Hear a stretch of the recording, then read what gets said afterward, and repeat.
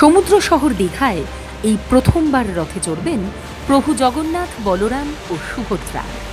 পুরীর ধাঁচে এখানে তৈরি হয়েছে ৬৫ মিটার উচ্চতা বিশিষ্ট মন্দির, আর সেই বিগ্রহ মন্দিরেই এবার প্রথমবারের জন্য শুরু হচ্ছে মহারথযাত্রা। ইতিহাস তৈরি করল দীঘা, কারণ এই শহরেই প্রভুর রথ নির্মিত হয়েছে। দীঘার বুকে এক নতুন তীর্থক্ষেত্রের জন্ম। সকাল ৬টা থেকে শুরু হবে দর্শন। বেলা ১২টায় প্রভু রথে আরোহণ করবেন এবং বিকেল ৪টে মুখ্যমন্ত্রী মমতা বন্দ্যোপাধ্যায়ের উপস্থিতিতে সূচনা হবে ঐতিহাসিক রথযাত্রার। বিদেশি ইস্কন ভক্তদের নৃত্য, রঙিন শোভাযাত্রা আর হাজার হাজার মানুষের ঢল, সব মিলিয়ে এক মহোৎসবের আবহে দীঘা ভরে উঠবে প্রভুর প্রেমে।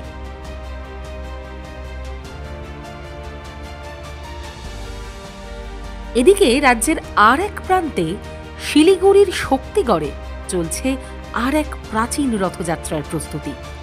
এখানে ৫৬ বছর ধরে পালিত হয়ে আসছে ঐতিহ্যবাহী রথযাত্রা, যার সূচনা হয়েছিল এক স্বপ্নাদেশে। বহু বছর আগে এক স্থানীয় ব্রাহ্মণ ওড়িশা থেকে এনে প্রতিষ্ঠা করেছিলেন জগন্নাথ, বলরাম ও সুভদ্রার মূর্তি। কিন্তু সময়ের সঙ্গে সঙ্গে পুজোর রীতি ভেঙে যেতে থাকে। তখন নবদ্বীপ থেকে আগমন ঘটে মহারাজের। তিনি ব্রাহ্মণের থেকে মূর্তি নিয়ে গৌড়ীয় মঠের হাতে তুলে দেন। তারপর থেকেই শুরু হয় নিয়ম মাফিক রথযাত্রা, যা আজও অব্যাহত। একদিকে দীঘা, যেখানে প্রভু প্রথমবার রথে সওয়ার হবেন, অন্যদিকে শিলিগুড়ি, যেখানে রীতি মেনে চলছে যুগান্তরের রথযাত্রা।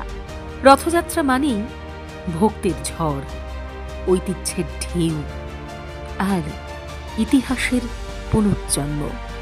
আর তার সাক্ষী থাকছে এবারে গোটা বাংলা।